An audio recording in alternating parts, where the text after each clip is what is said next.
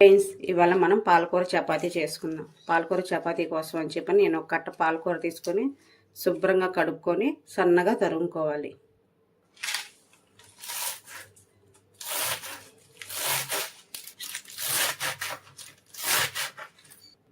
Mixie jar తీసుకొని పాలకూరని mixie పట్టుకోవాలి. 2 పచ్చిమిరకాయలు ఇలా మెత్తగా పేస్ట్ చేసుకోవాలి. నేను 3 కప్పులు గోధుమ పిండి తీసుకున్నాను. ఉప్పు సరిపడినంత. బటర్ కొంచెం వేసుకుంటున్నాను. బటర్ లేకపోతే ఆయిల్ అయినా వేసుకోవచ్చు. వేసుకొని బాగా కలుపుకోవాలి.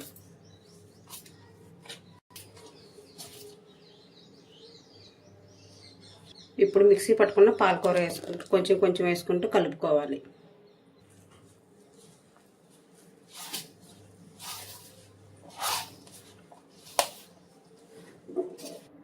పిండి బాగా కలుపుకొని ఒక 15 నిమిషాలు పక్కన పెట్టుకోవాలి.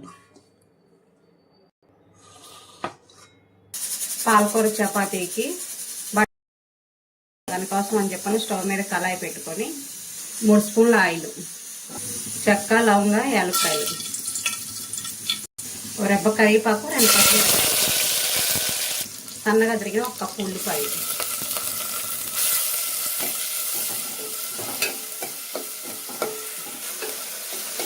ఒక స్పూన్ పసుపు. ఉల్లిపాయలు బాగా ఫ్రై అయ్యాక అల్లం చిన్నులపాయ పేస్ట్ 1 స్పూన్. అల్లం చిన్నులపాయ పచ్చివాసన పోయిన తర్వాత టమాటా పేస్ట్ 1 కప్పు. మొత్తం బాగా కలుపుకోవాలి.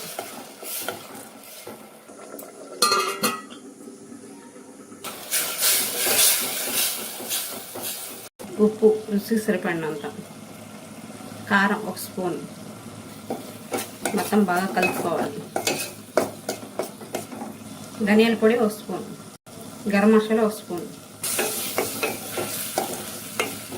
మసాలా మొత్తం బాగా కలుపుకోవాలి. శనగల్ని 1 కప్పు నానబెట్టుకొని కుక్కర్లో ఉడికించుకొని వేసుకోవాలి.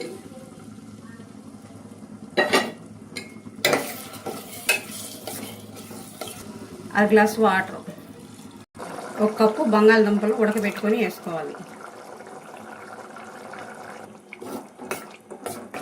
కొత్తిమీర,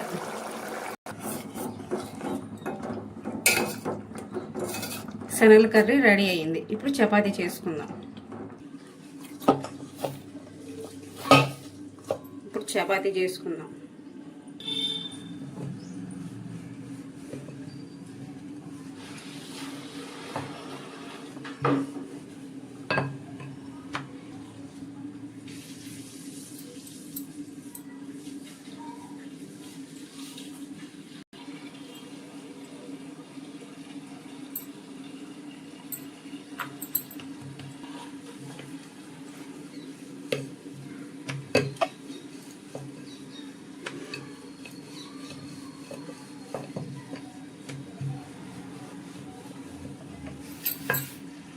ఇప్పుడు చపాతీ చేసుకుందాం.